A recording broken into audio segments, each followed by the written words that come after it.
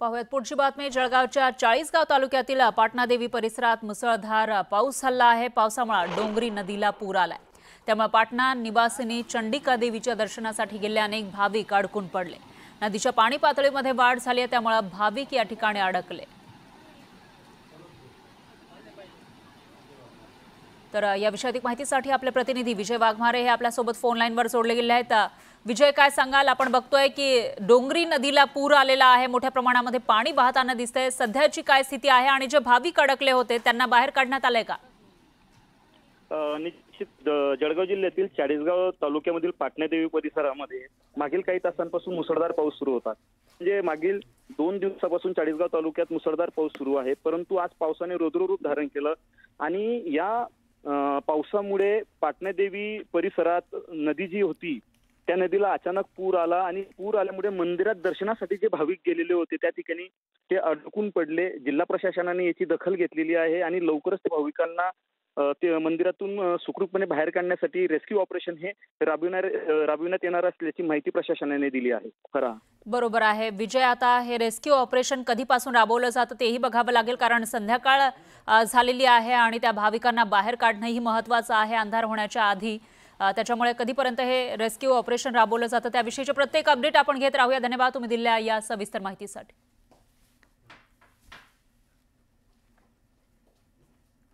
तर दुसरीकडे धाराशिव जिल्ह्यातही पावसाची संततधार सुरू आहे। मुसळधार पावसामुळे भूम तालुक्यातील जवळा भांडगाव बार्शी मार्ग बंद करण्यात आलाय। तर दरेबाडी साबरगाव बार्शी रस्ता सुद्धा बंद आहे। विश्वरूपा नदीच्या पाणी पातळीत वाढ झाली आहे, त्यामुळे हे दोन्ही मार्ग बंद करण्यात आले।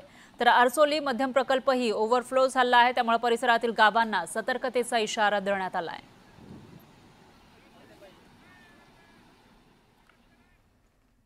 तर जालना जिल्ह्यातल्या मंठा तालुक्यातील तळणी परिसरात मुसळधार पावसामुळे नदी नाले दुथडी भरून वाहत आहेत। तळणी तलाव ओव्हरफ्लो झाला आहे, त्यामुळे तलाव फुटण्याची भीती वर्तवली जाते। तलाव फुटला तर याला प्रशासन जबाबदार राहील अशी प्रतिक्रिया इथल्या ग्रामस्थांनी दिली आहे। तलाव ओव्हरफ्लो झाल्यानंतर आता हा तलाव फुटण्याची भीती सुद्धा व्यक्त केली जाते, त्याच्यामुळे या ठिकाणी काम सुरू करण्यात आलं आहे। जालन्यातली ही स्थिती आपण बघतोय। तलाव ओव्हरफ्लो झाला असल्याने हा काही वेळात फुटणार आहे। तरी पण कालपासून आम्ही तळणीचे सरपंच असतील, सर्व शेतकरी असतील, आम्ही वारंवार प्रशासनाला याची माहिती दिलेली आहे, परंतु प्रशासनाने कुठल्याही प्रकारची दखल घेतली नाही। आणि या तलावाच्या जर फुटल्याच्या कारणाने जर शेतकऱ्याचे व नागरिकांचे व गावकऱ्यांचे जर नुकसान झाले तर यास प्रशासन जबाबदार राहील। दरम्यान नांदेड शहर आणि जिल्ह्यामध्येही मुसळधार पाऊस सुरू आहे। शहरातील नसरतपूर नोबेल कॉलनी भागातल्या अनेक घरांमध्ये पाणी शिरलंय। पावसाचा जोर कायम राहिला तर शहरातील अनेक सखल भाग पाण्याखाली जाण्याची शक्यता आहे। दरम्यान ज्या भागांमध्ये पाणी शिरलेलं आहे तिकडची दृश्य आपण बघू शकतोय। लोकांच्या घरामध्ये पाणी शिरल्याचं दिसून येत आहे।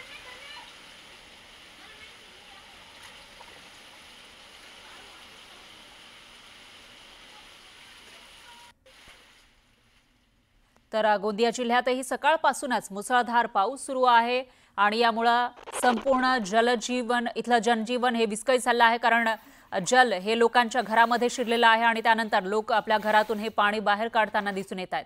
त्याचप्रमाणे गोंदिया शहरातील अनेक भागामध्ये पाणी साचलेलं आहे, अनेकांच्या घरी पाणी साचलेलं आहे।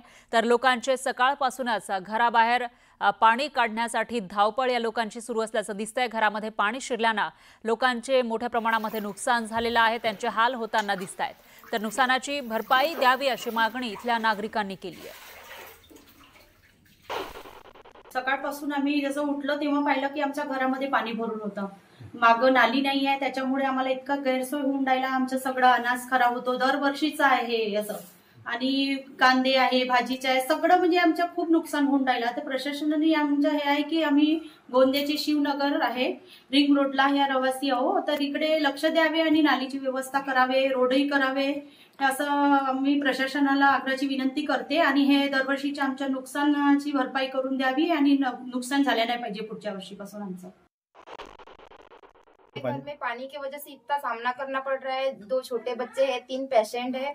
सुबह से हम 7 बजे से बस पानी ही फेंक रहे हैं, घुटने तक का पानी था। इसके विषय में हम कई बार आमदार सर, खासदार सर, यहाँ तक कि नगर परिषद में भी जा चुके हैं। 2 साल से कंटिन्यू एप्लीकेशन दे रहे हैं पर कोई सुनवाई नहीं हो रही है। और इसके वजह से जो भी अगर से हमको प्रॉब्लम आती है तो इसका जिम्मेदार प्रशासन खुद होगा। तर सांगली जिल्ह्यातल्या शिराळा तालुक्यातील चांदोली धरण परिसरातही पुन्हा अतिवृष्टी सुरू झाली आहे, त्यामुळे धरण 80% इतकं भरलंय। पावसाचा जोर वाढत राहिलेला आहे, त्यामुळे धरण प्रशासनाकडून आता चांदोली धरणातून वाहना नदीमध्ये पाणी सोडलं जात आहे। पाण्याचा विसर्ग वाढवण्यात आला आहे। 10,260 क्युसेक पाण्याचा विसर्ग केला जातोय आणि नदीकाठच्या गावांना सतर्कतेचा इशारा देण्यात आला आहे।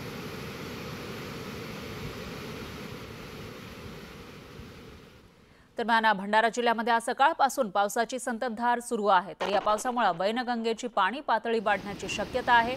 त्यामुळे ती नियंत्रणात ठेवण्यासाठी गोसेखुर्द धरणाचे पूर्ण 33 दरवाजे अर्ध्या मीटरनं खुले करण्यात आले आणि त्यातून 3,652 क्युसेक पाण्याचा विसर्ग सुरू आहे। काल हवामान खात्यानं रेड अलर्ट जारी केला होता। जिल्हाधिकाऱ्यांच्या आदेशानं शाळांनाही सुट्टी घोषित केली होती। मात्र मुसळधार पावसाची हजेरी नव्हती, पण आज सकाळपासून जिल्ह्यामध्ये मुसळधार पावसानं हजेरी लावली आहे, त्यामुळे शेतकऱ्यांमध्ये मात्र आनंदाचं वातावरण आहे। जिल्ह्यातील जिल्हा परिषदेच्या 381 शाळांमधील 603 गळक्या आणि पडक्या शाळांचा प्रश्न आता ऐरणीवरती आलाय। ऊसतोड मजूर आणि गोरगरिबांचं विद्यार्थी शिक्षण घेणाऱ्या जिल्हा परिषदेच्या शाळेत विद्यार्थ्यांना आणि शिक्षकांना जीव मुठीत धरून शिक्षण घ्यावं लागतंय। बाहेरून रंगरंगोटी केलेल्या शाळांचे आतलं धक्कादायक वास्तव एखादी दुर्घटना घडल्यावर शासनाला जाग येणार का, असा सवाल आता पालक विचारतायत। बीड तालुक्यातील वांगी गावातील गळक्या आणि पडक्या शाळेचा आढावा घेतला आमचे प्रतिनिधी सुरेश जाधव यांनी। ऊसतोड मजुरांच्या आणि गोरगरिबांचे विद्यार्थी शिकणारी जी जिल्हा परिषदेची शाळा आहे, त्या बीड जिल्ह्यातील जवळपास 381 शाळेमधील 600 वर्ग खोल्या पावसामध्ये गळत आहेत, विशेषतः मोडकळीस आलेल्या आहेत। मी समोर दाखवतोय अशा पद्धतीने या भिंतीला देखील तडे गेलेले आहेत आणि या ठिकाणी धोकादायक असलेल्या इमारतीमध्ये हे चिमुकले जे आहेत ते शिक्षण घेताना आपल्याला पाहायला मिळतात। ही जी लहान लहान मुलं आहेत या जिल्हा परिषद शाळेमध्ये शिक्षण घेतात आणि मोठं होण्याचं देखील स्वप्न पाहत आहेत। मात्र दुसरीकडे जर बघितलं तर या शाळेमध्ये पाऊस आल्यानंतर प्रत्येक जो इतर जे विद्यार्थी आहेत त्यांना दुसऱ्या वर्गामध्ये शिफ्ट करावं लागतं। समोर पाहतोय जे शैक्षणिक साहित्य आहे ते देखील या ठिकाणी भिजलेलं आपल्याला पाहायला मिळतंय। इथं डिजिटल शाळेच्या अनुषंगाने ज्या स्क्रीन दिलेला आहे, त्याचबरोबर इतर जे काही साहित्य आहे डिजिटल साहित्य ते देखील या ठिकाणी खराब झालेलं आहे। आणि एकंदरीत जर बघितलं तर या शाळेच्या संदर्भामध्ये अनेक वेळा पाठपुरावा करूनही शासन प्रशासन याच्याकडे कुठलंही लक्ष देत नाही। याचे पत्रे जे आहेत ते पत्रे देखील झिजलेले आहेत, तर भिंतीला देखील तडे गेलेले आहेत। त्यामुळे नेमकं इथं विद्यार्थ्यांना शाळेत पाठवायचं की न पाठवायचं असा देखील प्रश्न उपस्थित होतो। समोर आपण या ठिकाणी पाहतोय आळस हा सर्व सद्गुणाने झाकून टाकणारा गंज आहे, त्याच पद्धतीने इथल्या शासन व्यवस्थेला देखील खूप मोठा गंज जडलेला आहे।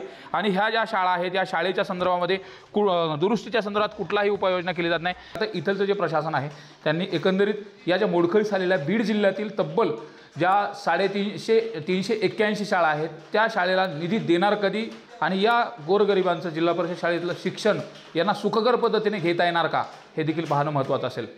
सुरेश जाधव, न्यूज 18 लोकमत, वांगी।